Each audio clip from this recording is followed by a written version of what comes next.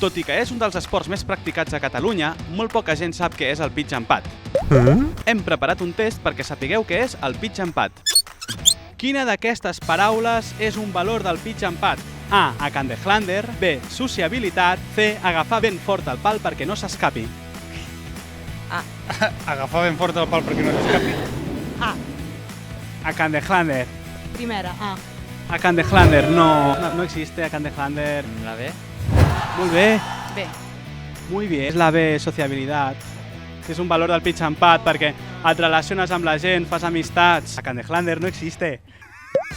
Sí, ha estat sort, crec jo. No t'infravaloris tampoc. Quan costa jugar a pitch and pad? A. Entre 15 i 20 euros. B. Entre 50 i 100 euros. C. Més de 100 euros. La B. La B, la B, la B. Entre 50 i 100 euros. Sí. No. Entre 15 i 20 euros. Molt bé. A. Muy bien. A. Quin par és comú a tots els forats de pitch and pad? A. Pi. B. 4. C. 3. B, 4. B. No. 3. Muy bien. 3. Muy bien. Una invitación para jugar a pitch and pad.